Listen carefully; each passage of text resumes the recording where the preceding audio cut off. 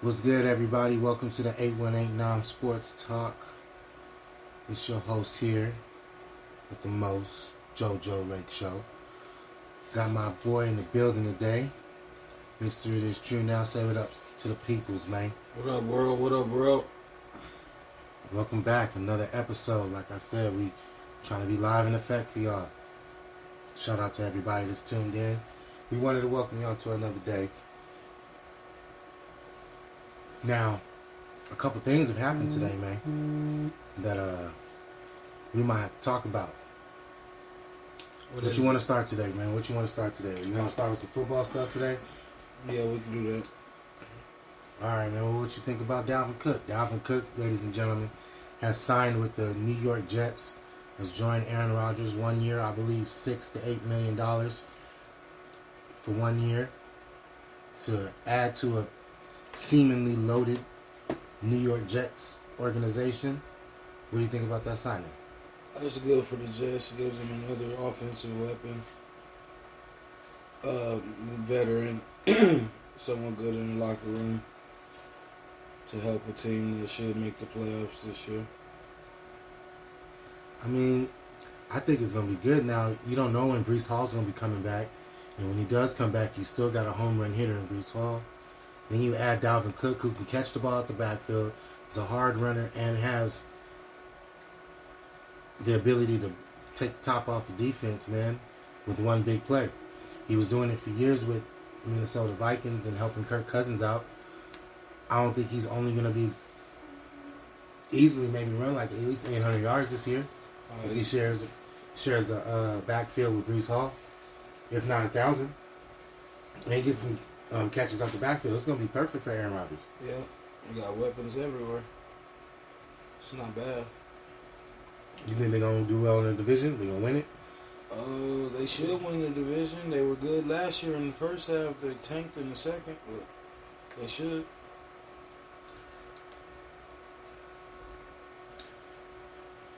You think they tanked in the second half? Well, they didn't tank them, just saying they were shitty in the second half.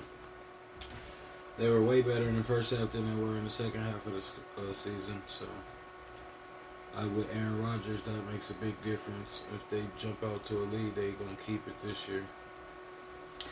I mean, as long as he doesn't turn the football over, as long as he can keep the offense going, I think they're going to be hard. Now, pause. Now,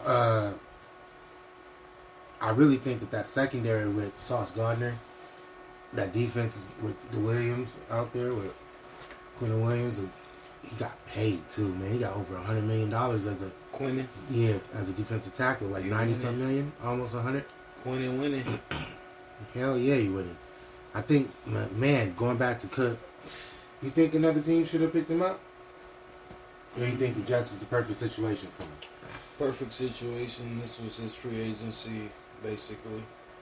So it was good that he got to pick what he wanted.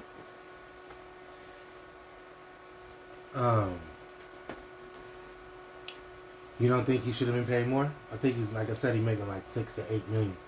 That's cool. On a 1 year deal, that's cool. He got paid already once before. I think he got paid twice already, so he's not worried about the money. This was a playoff championship type move. So you think he's going to be one and done, or he'll sign an extension with the Jets? One and done, join another team that he could win a championship with. Yeah, he's out of here after this year, definitely. That's interesting. Well, another little piece of news. Ezekiel Elliott signed with the Patriots. Yeah, I've seen something that said he was going back to the Cowboys. Well, that's not happening. He's going to the Patriots. He also is making $6 million, but he gets some incentives with his. I believe he can make a little bit more. That's a good deal for freaking. 1 year deal for him too. Good team. He'd be good there. I mean, Ramajay Stevenson with Ezekiel Elliott, that's a hell of a backfield, man. Right. I mean, you got some carries that are going to definitely go Ramajay Stevenson's way. So you're going to have a fresher Zeke throughout the season. A guy that hopefully doesn't have any injuries or any knickknacks. That's going to give them a really solid running game, especially to help out Mac Jones. I mean, come on now. Mac Jones is not that good. However, you give him weapons, a running game, a solid line, he's going to keep the offense going, and he can make the play down the field. He doesn't have the best arm, but he can make the play down the field. So if you give him a solid running game, so like Ramondre with Zeke, could possibly unlock him. You know, there's people who believed in Mac Jones as being one of the better quarterbacks out of that class. So I don't believe it. But it's going to be real interesting, man. It's going to be real, real interesting. It's going to be a good season, too. I think it's going to be one of the best NFL seasons in a long time. You think it's going to be a lot of parity? You think a lot of teams are going to be like similar in record, or you think there's going to be some Boo-Boo Lyrics teams that get some wins? A lot of teams will be similar in record. With a similar record, you think so? Yeah. All right, let me go by division. So, who do you think is winning the NFC South? Who's in the South? That's Atlanta. That's the Saints, Carolina Panthers, and the Tampa Bay Buccaneers. Atlanta.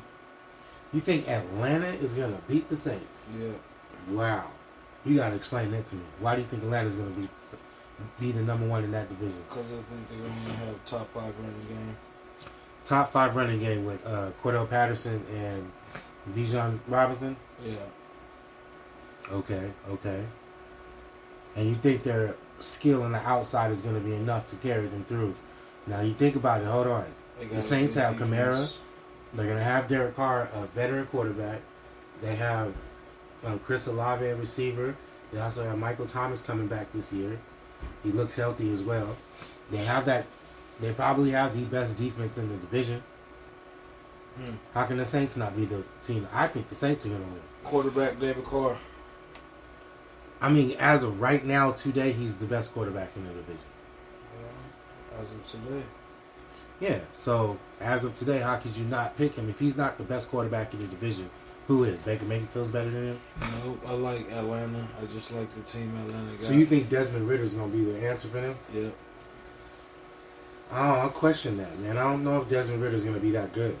I'm not going to say that he's going to be sorry or anything like that, but I'm going to say that I don't know if he's going to be that good. He was decent in college, for sure. He's going to be legit. Okay. All right. How about the AFC South?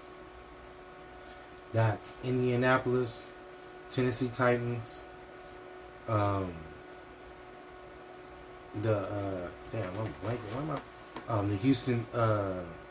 Houston Texans. There's one more I'm blanking right now. Oh, Jacksonville Jaguars. Jaguars gonna win that? Yeah. Easy. I mean, Calvin Ridley coming back this year. That's gonna open up the offense like a mud. I think Calvin Ridley is gonna be like easily the breakout. He's gonna be a breakout player this year for sure. I think that's what's gonna happen. I think Calvin Ridley is gonna be a breakout player. And in fantasy, he's gonna be killing. Gotta stay healthy.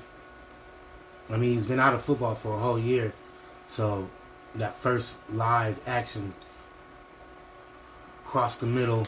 I know they don't kill people no more across the middle, but across the middle, big hit.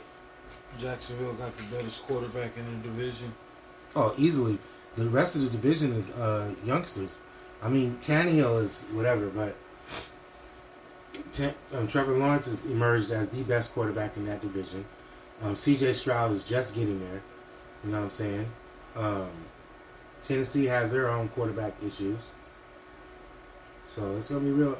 And Indianapolis got another rookie. So it's 2 rookies. Tannehill, who's a whatever quarterback, and Trevor Lawrence, who's head and shoulders the best quarterback in that division. I would say you're exactly right. Jacksonville's going to win that stuff. That's hands down, easily. Now, some other piece of news, though, and I've been waiting to ask you about this. What you think about the James Harden situation, G? I mean, he don't got no reason to lie. He wants out, I can see that, but we know who Morey is, so I'm riding with James Harden on this situation. Should have never picked him up and brought him back to the situation he was in. Now, I'm not gonna say I'm not on James Harden's side. However, G, you have a GM who is more than capable, as shown you, he's done it before, that he will bring you to camp. And it wasn't exactly him, it was Ben Simmons. However, he will bring you to camp. So if he's going to bring you to camp, he's going to expect you to play. And what the players allowed to have happen in the CBA is that with the withholding services clause, they now have the ability to block you from free agency if you hold more than 30 days worth of service and you're on the last year of your deal. So that kind of sucks. I mean, I'm not going to say there's no reason for James Harden to make it up, but it's like what you expect. Like, if it was you and you kind of low-key might have promised him that you were going to do him right, you know what I'm saying, in free agency, or make sure they do right by him taking a little haircut to allow PJ Tucker and Danielle House to come to the squad. And then you do what you did in the playoffs. Tank.